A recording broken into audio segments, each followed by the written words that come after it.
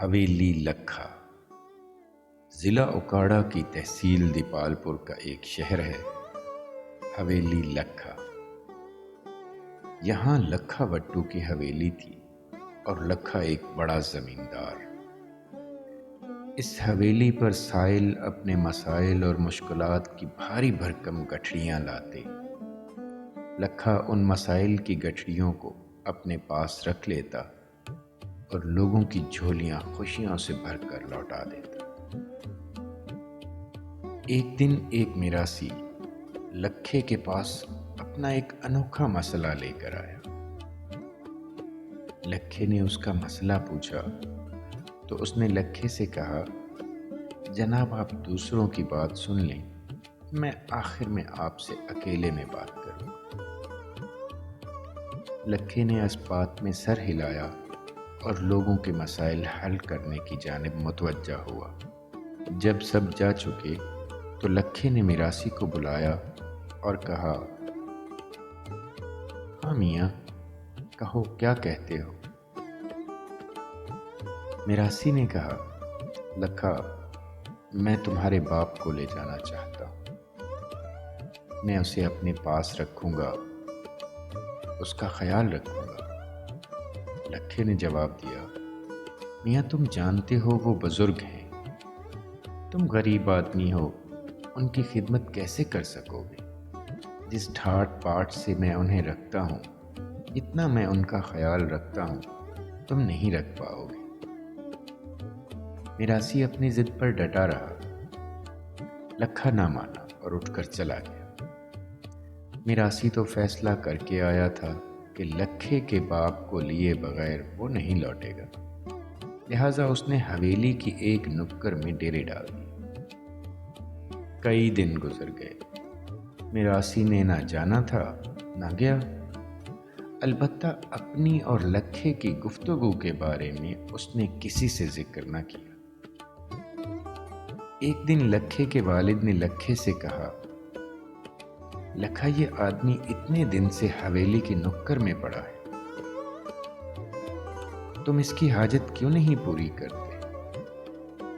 لکھا ایک لمحے کو خاموش رہا، پھر بولا، ابا جان، اس کی حاجت پوری کرنا میرے بس کی بات نہیں، اچھا یہی ہوگا کہ آپ اس کا مسئلہ سنیں۔ لکھے کے والد نے میراثی کو بلایا اور کہا، ہاں میاں، کہو کیا مشکل ہے؟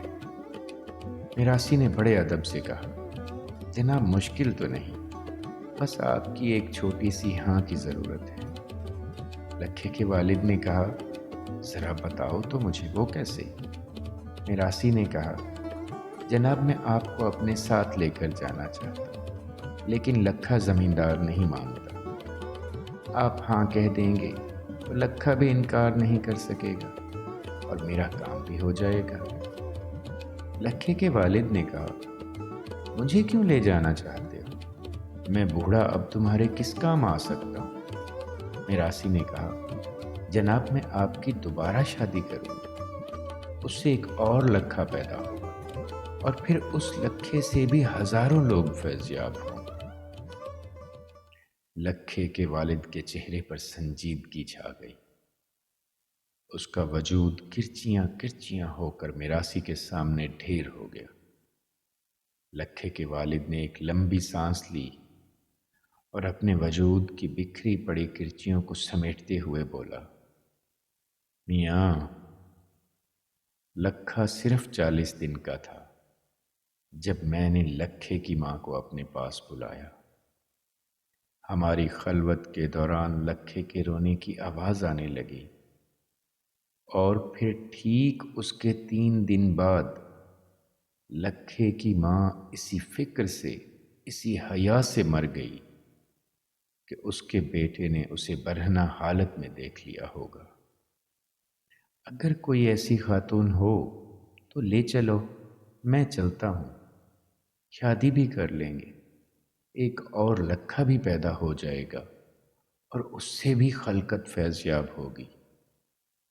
مگر آج کل تو حیا سے زیادہ بے باکیاں، شوخیاں اور رنگینیاں پسند کی جاتی ہیں۔ تمہیں لکھے کی ماں جیسی کہاں ملے گی، اور ایسی تہذیبوں میں لکھے کہاں پیدا ہوتے ہیں۔ میراسی نے لکھے کے والد کی آنکھوں میں کئی بیتی دہائیوں کو دیکھا اور خاموشی سے اٹھ کر اپنے گھر کو ہو لیا۔ تہذیب ہی باقی ہے نہ اب شرم و حیا کچھ، تہذیب ہی باقی ہے نہ اب شرم و حیا کچھ، کس درجہ اب انسان یہ بے باک ہوا ہے۔